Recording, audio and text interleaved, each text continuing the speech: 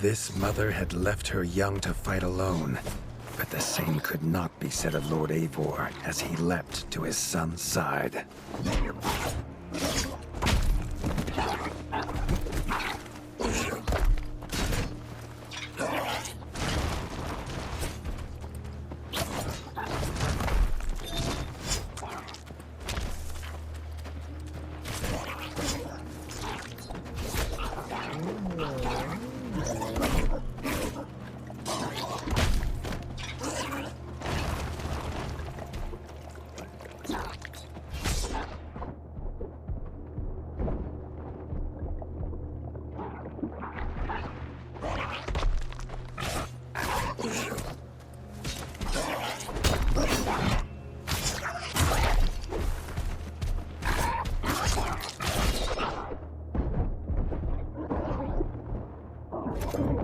It was Lord Eivor's mighty blade that took her head, but the fight was won together.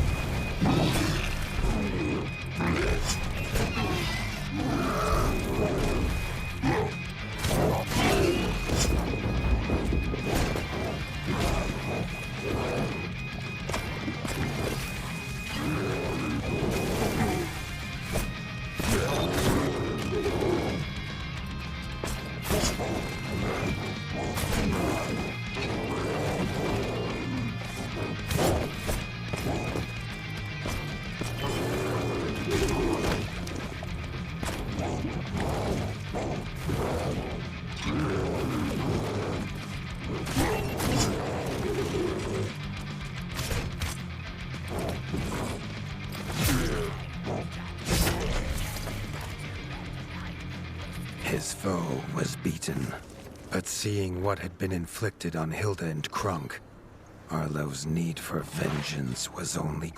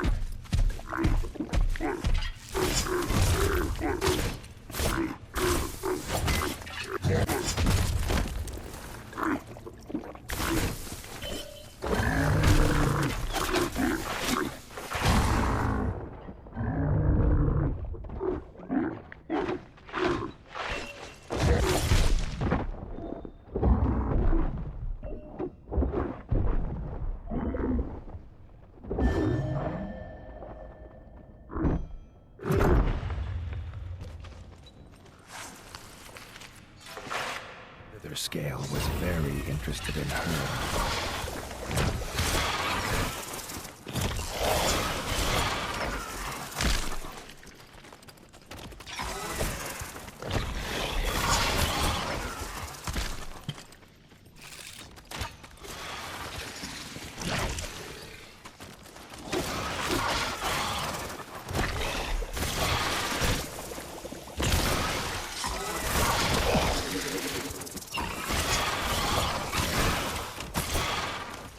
Side by side, Erica and Arlo forced the Slither Scale from its lair. Erica would not leave Frey to travel alone. They would see him back at the Parliament. Arlo found the Ranger was already locked in battle with the Slither Scale. He would not survive long fighting alone.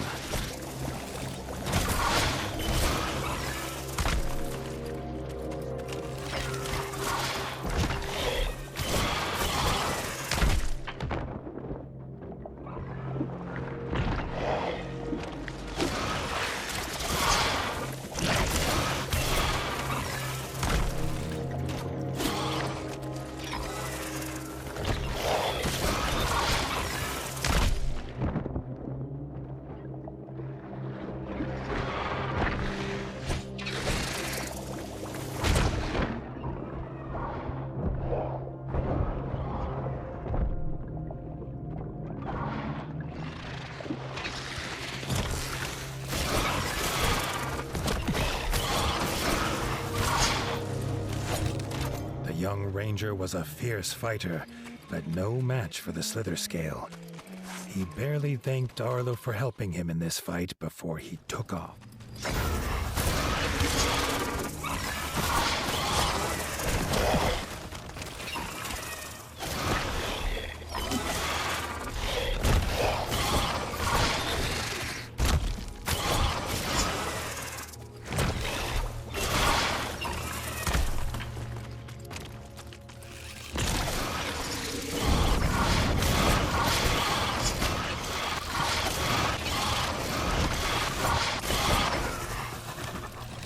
Arlo could not leave him to fight alone. There was no stopping him until the Slither Scale was defeated.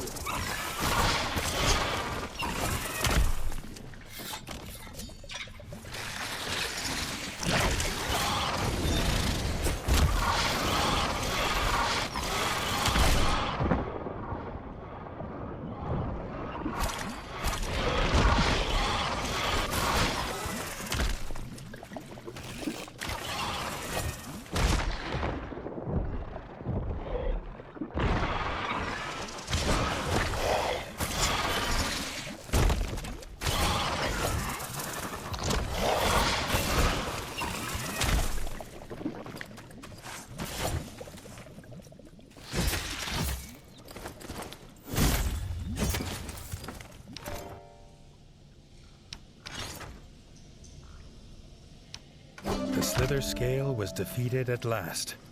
The young Ranger took no spoils, and with only a brief hoot of the pile of bottles was large, even for one who drinks like a merman. And it seemed to be breathing.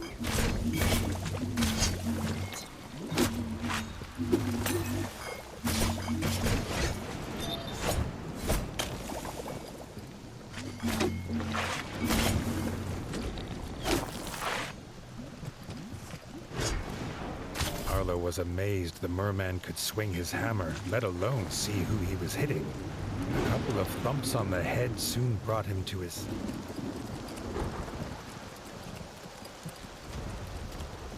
Something else came his way. Tumbling down the temple stair, Arlo was met with another horror. The head of the smith. It was Arlo now who took up the battle cry.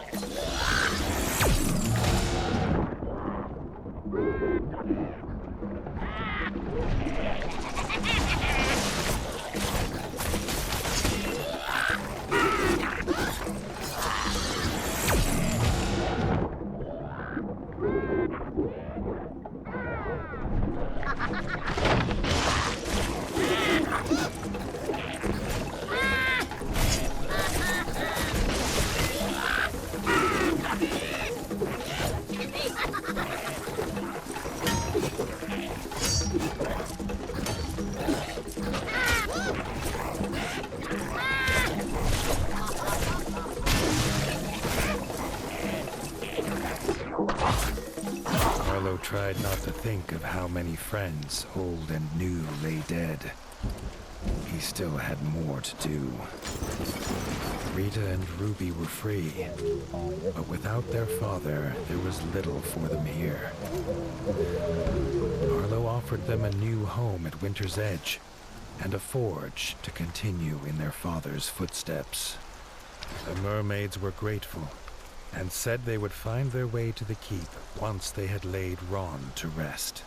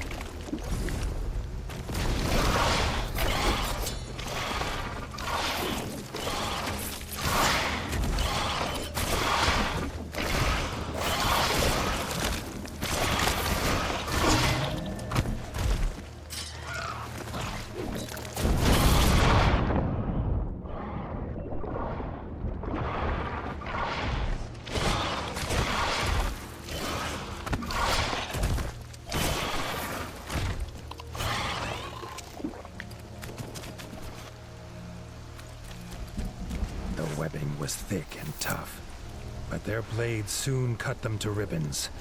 Short Tongue sent the terrified frog toward Bogmire Forge.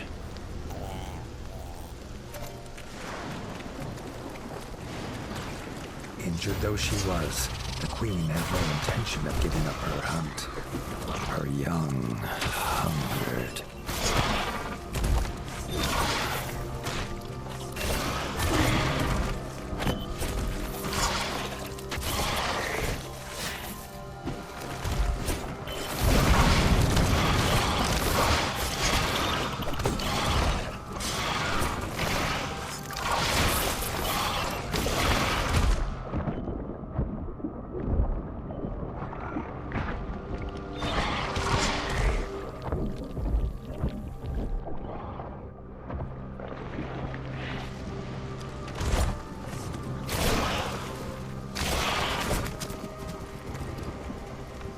another villager freed.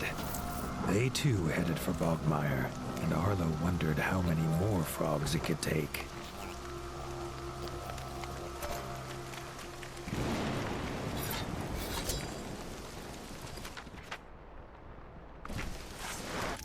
A dank and unsettling place.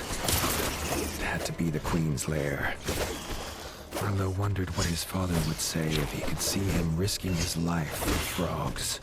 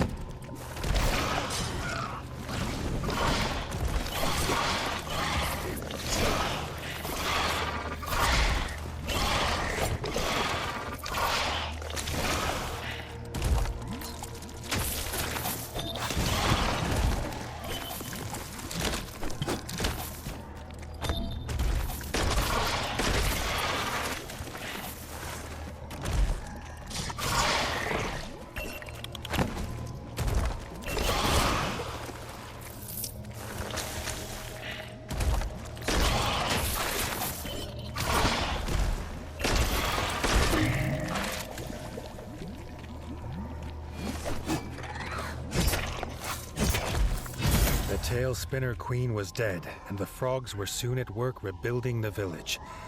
The warden was sure mammalian-amphibian relations would be forever changed.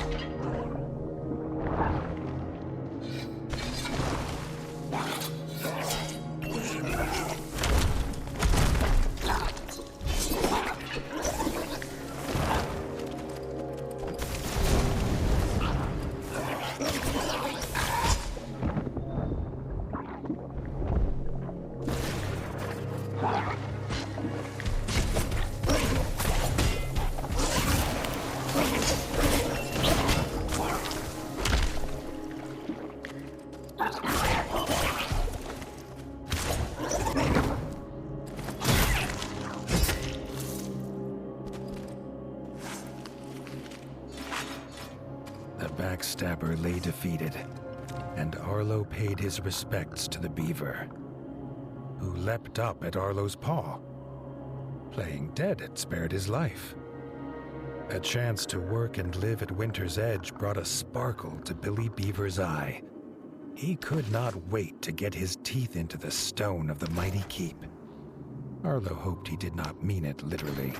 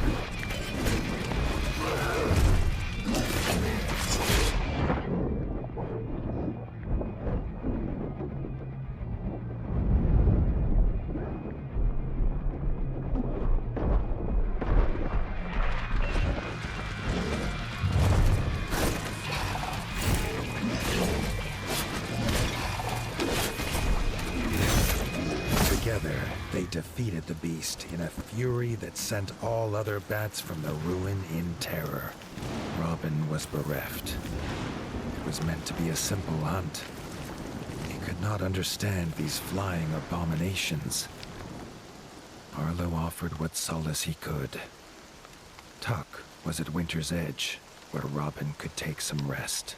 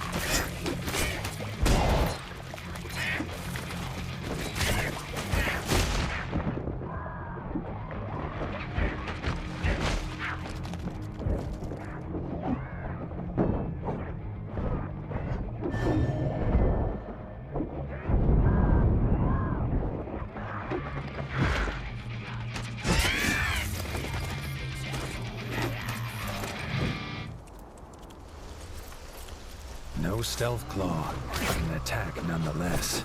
A band of warrior frogs harassing the village blacksmith. Their eyes lit up at the sight of Short Tongue. Only they called him by a name which we need not repeat here.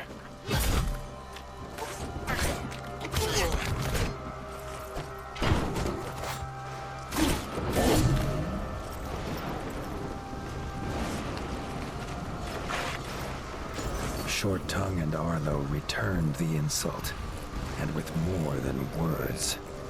The blacksmith was glad to head to Bogmire and safety. All should have been silent in the blacksmith's wake, but Arlo was suddenly aware of a squelching of mud around them.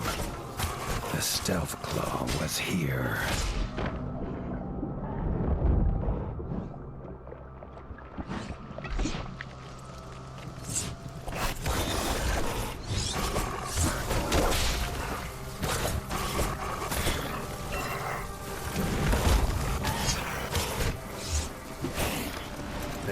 This round, but they could not leave it at that. Frog and Rat agreed to hunt the stealth claw to its lair.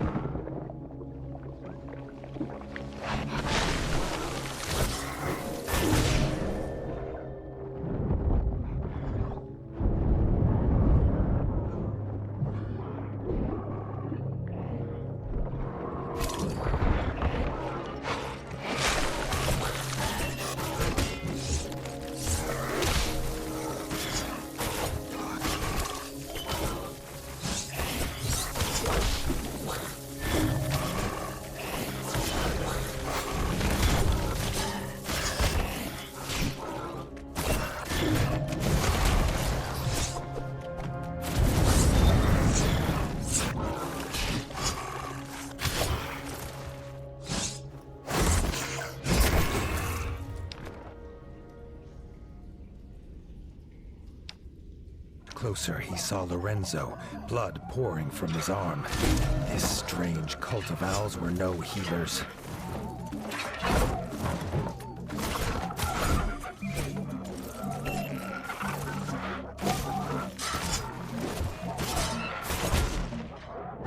Cultist defeated, the Elder drew something from his cloak. Lorenzo's arm. He swallowed it whole. Arlo soon wished that had been the worst of it.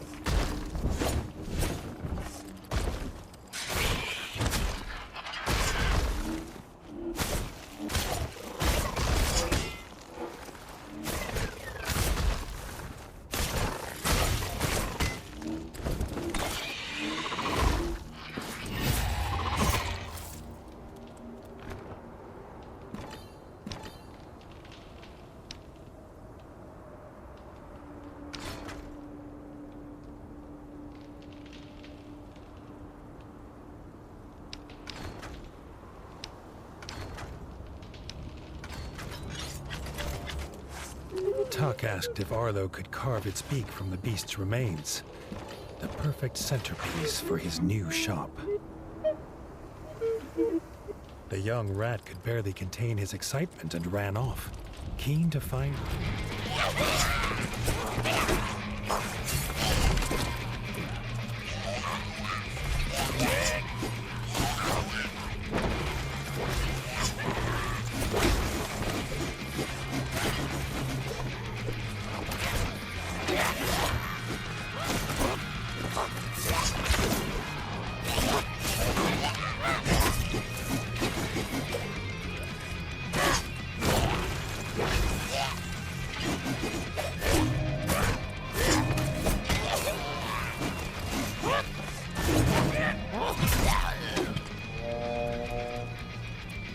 The camp leader raised his war horn. Its unearthly screech seemed to stir the very air into fury. This was not the wind, but the beating of leathery wings.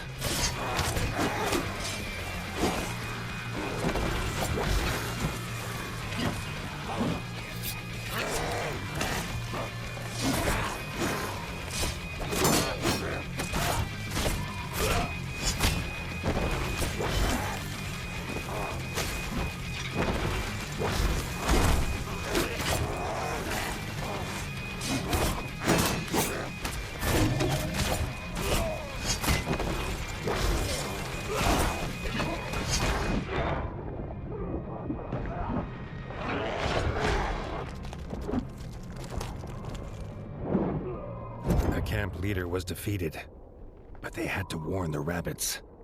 Darkwings were on their way.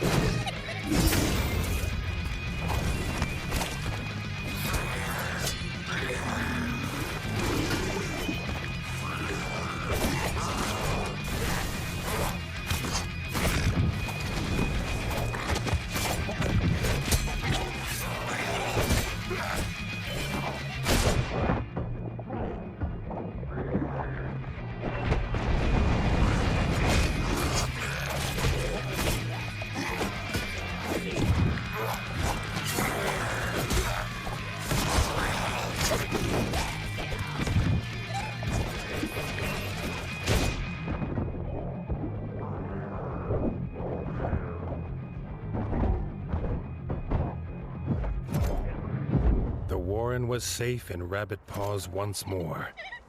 Gray Ears swore that if the Warden of the Wastes ever called for help, the rabbits would answer. He was an unlikely opponent for the first round. His small stature made it hard for him to wield a sword. But when it came to fighting for his king, Doug stood 10 paws tall.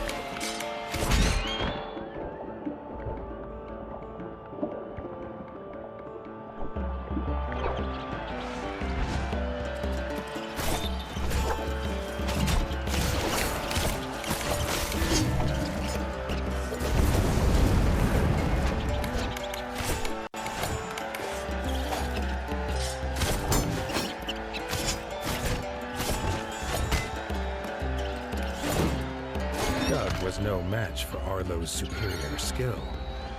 Reggie could already see this would be a tournament that they would squeak of through the ages.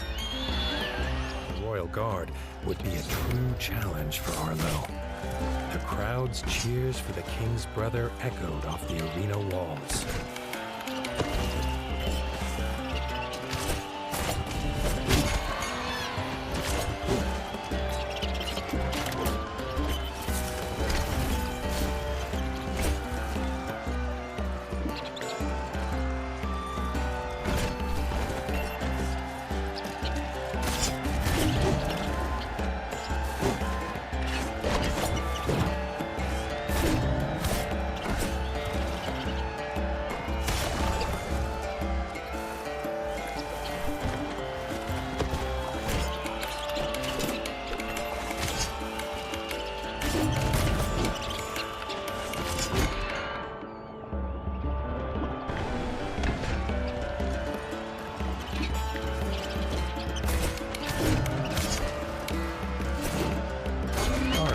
was a veteran too, used to fighting monsters and darkwings with ice under paw. Dennis did not compare. Now the crowd cheered for him.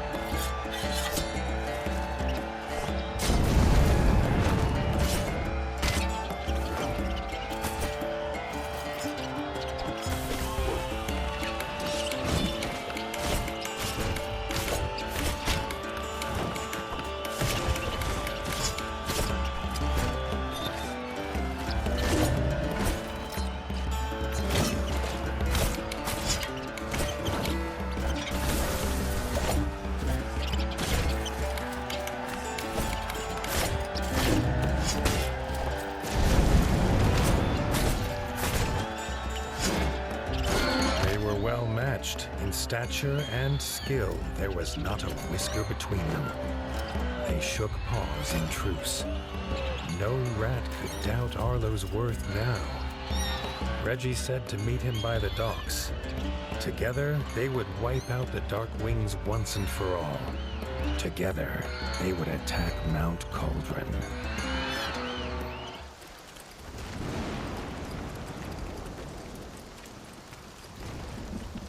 From afar, the villagers seemed lifeless, lost in battle or to the cold. But up close, the truth was revealed. They were training dummies. It was a trap.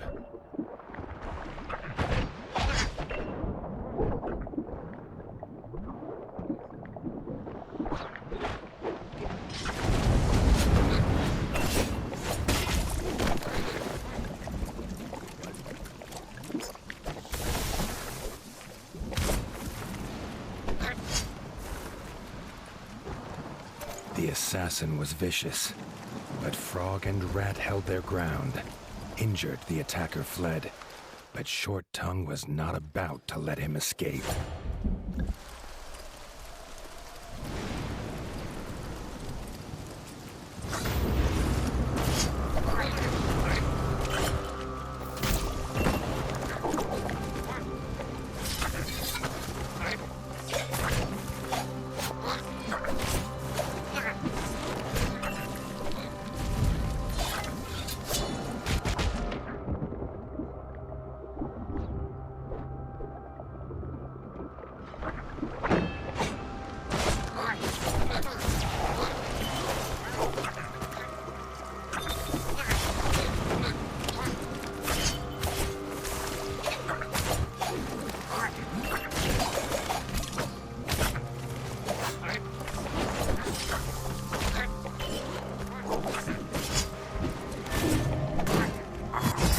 Assassin defeated, Arlo breathed a squeak of relief.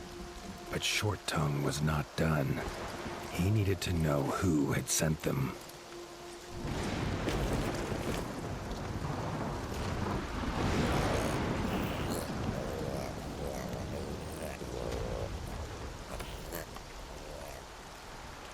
The frog's frantic search through the assassin's belongings gave up the answer. A gold coin bearing the mark of Glubba the Gutt. Short Tongue asked Arlo to meet him at Bogmire. He had work to do. The warlord sat surrounded by enslaved frogs and laughed at the pair's demands for their freedom. He had a surprise for his guests. The stench of the dungeon hit them as hard as its floor. A floor that started to shake, and from the shadows emerged the largest toad core that Arlo had ever seen.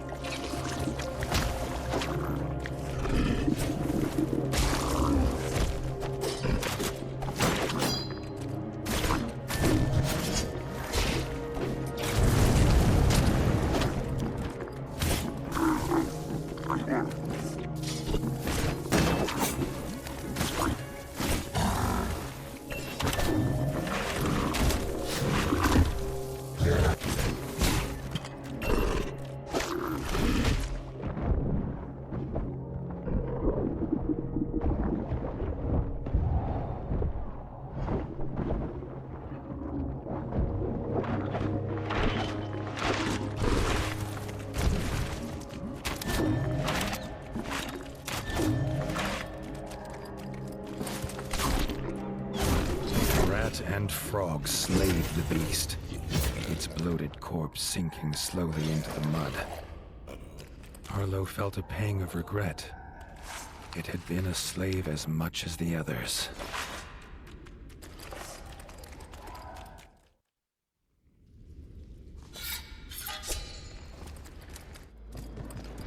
They found the warlord's soldiers celebrating the pair's defeat. Rat and Frog were happy to correct them.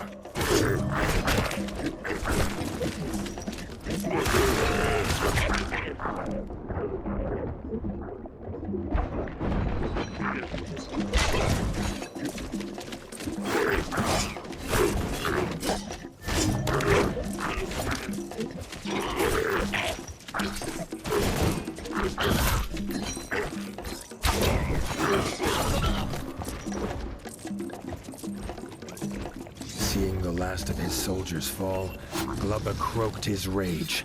He was the greatest warlord of all frog kind, and they would regret this day.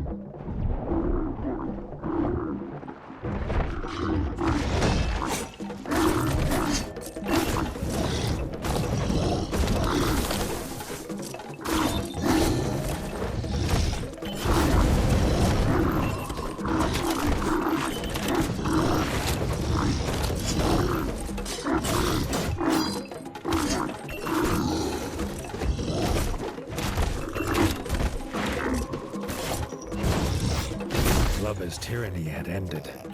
Short Tongue offered the frogs a home at Bogmire Forge. Together, he and Arlo had freed the rift as well as the frogs. Perhaps this would be an era of peace for both.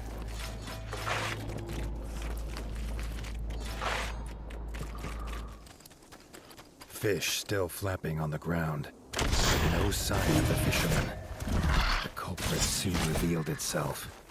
A rearing frost death march.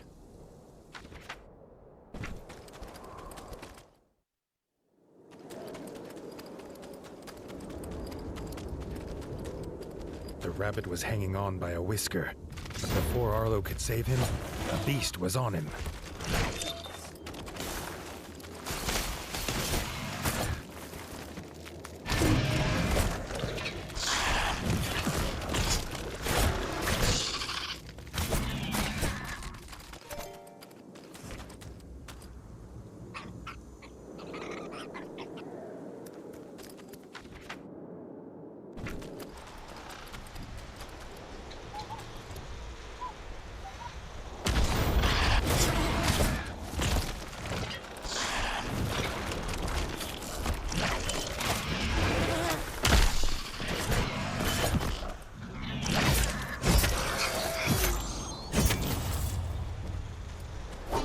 Amazed at the ingenuity of moles.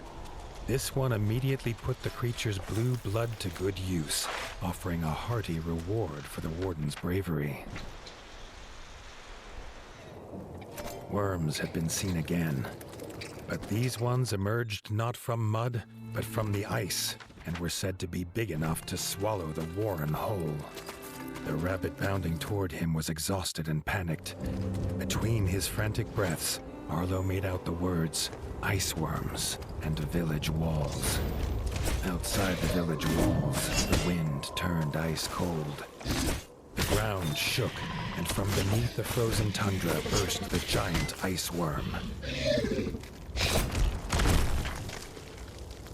The ice worm had escaped for now. Arlo knew he could not rest. This creature would return if he did not finish his hunt.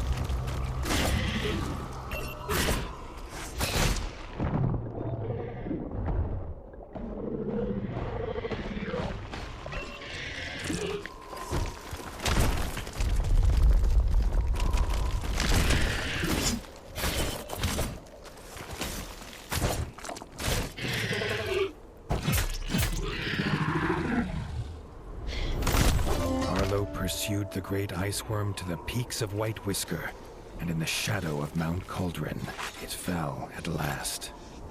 The rabbits of the warren were safe. The elder shouted for Arlo's help. The sheep bugs had been disappearing, leaving holes in the ground, and now the prize cow grub had gone too. The warden would investigate.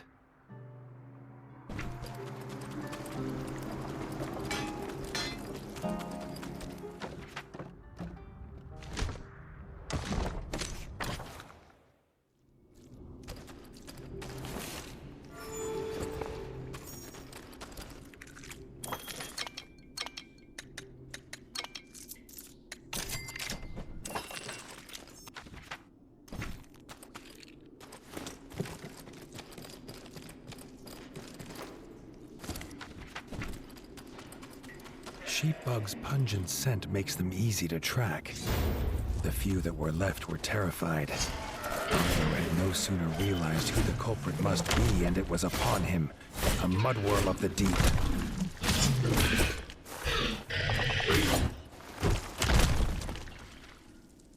The mudwyrm turned and sped away, but Arlo followed.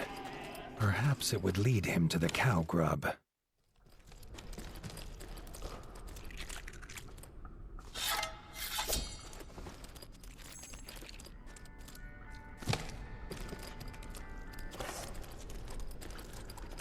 The cow grub moved, lying helpless at the center of the nest. Arlo would have to deal with the mudwyrm first.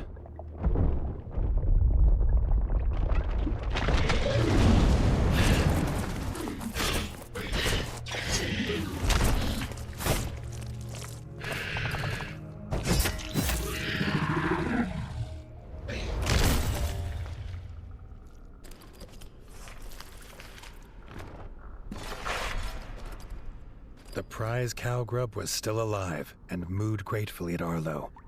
It was almost as happy to see him as the elder would be at its return.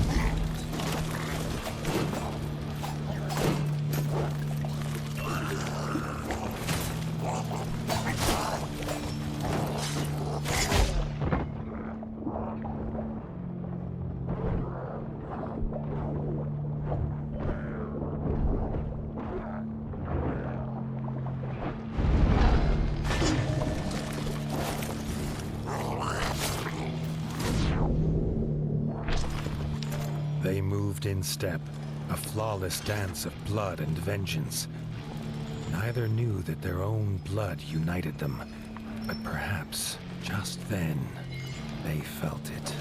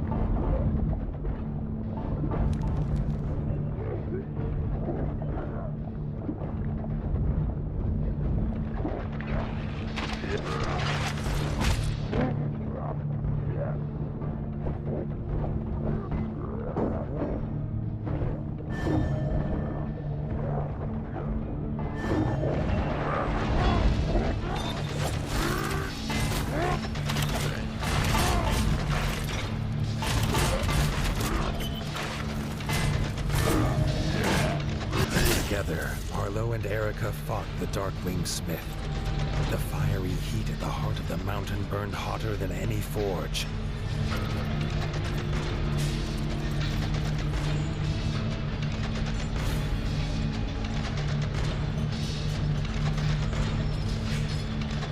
Rita moved, clutching to life. Arlo ordered Erica.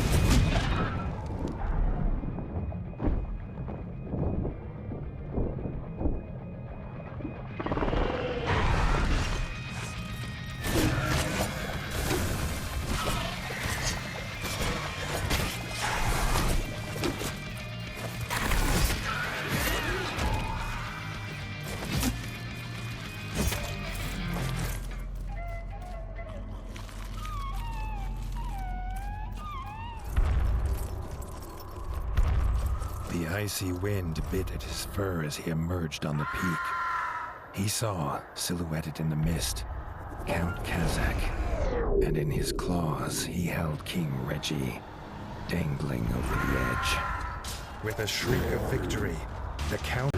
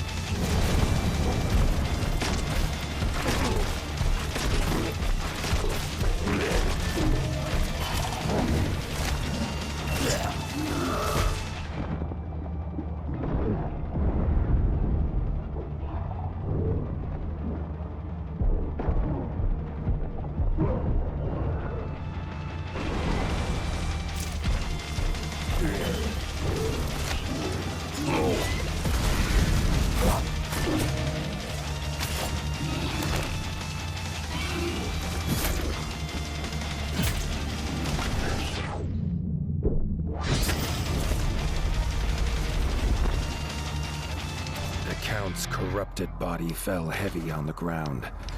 Arlo rushed to the edge, calling for the king, but the only answer in the mist was the icy wind. The war was won, but Arlo could not feel the victory. He barely noticed his friends join him. The Fellowship bowed their heads in honor of their brave king. The tale of this war would be as much of loss as of winning. The Sky Scorchers had been busy scouting the Golden Forest for a meal. Arlo knew he needed to stop them before they were able to nest and lay eggs.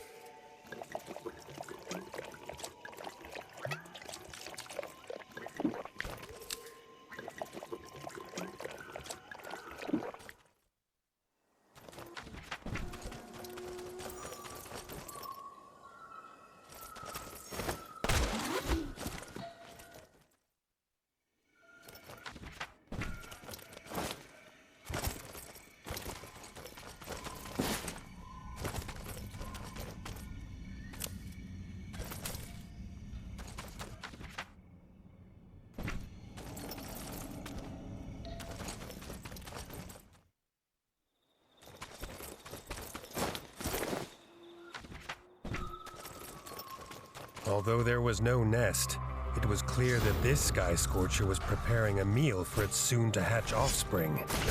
Although Arlo was too late for this owl, he was determined to protect Nestminster.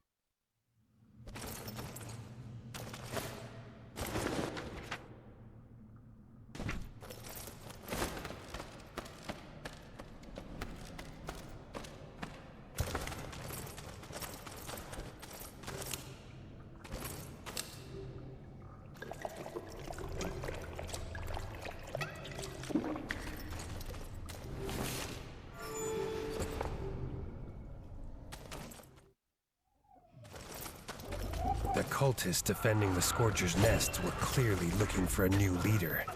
Arlo would kill 2 birds with 1 stone today.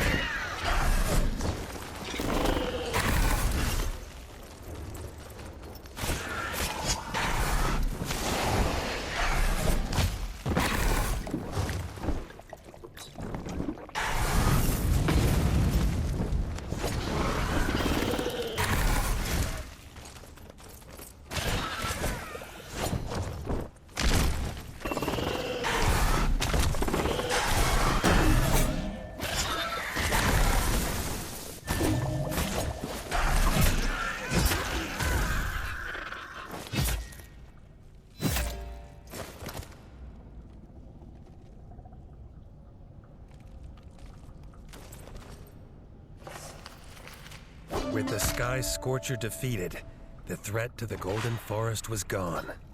As Arlo looked down into the Scorcher's nest, the single egg glimmered in his eyes. Unable to bring himself to destroy it, Arlo kept it for himself. Who knew if it would come in handy later? The burial chamber revealed both tales were true. A treasure hoard, and guarding it was the ancient Draugr Harrot Bluefang.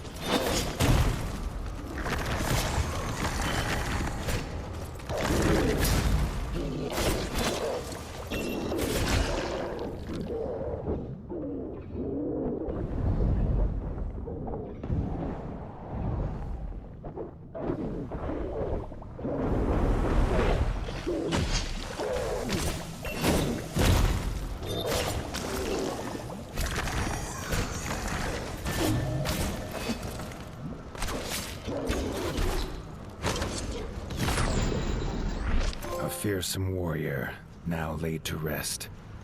More importantly, Arlo had found his treasure.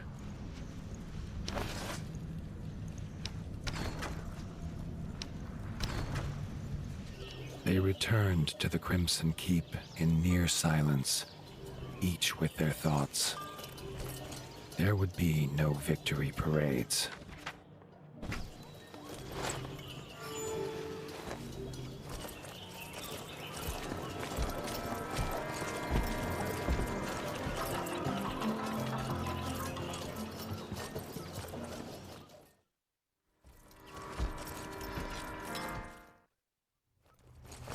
Arlo heard a commotion ahead.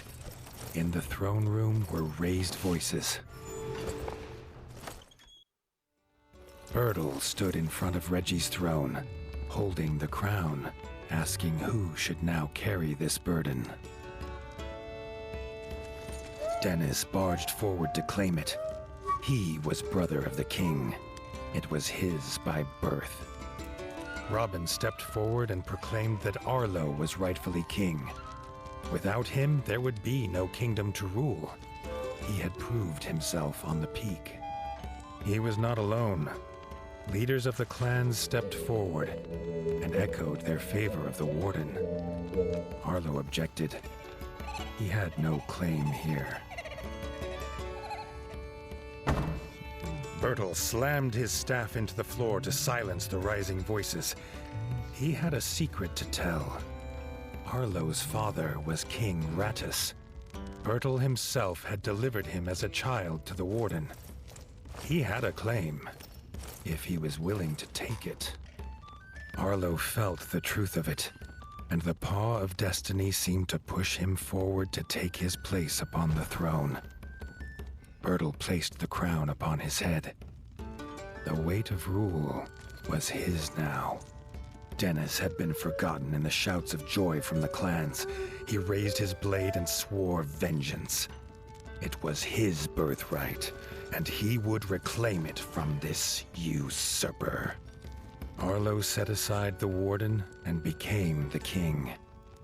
A new dawn broke over the land, bright and clear. The king sensed it would not last.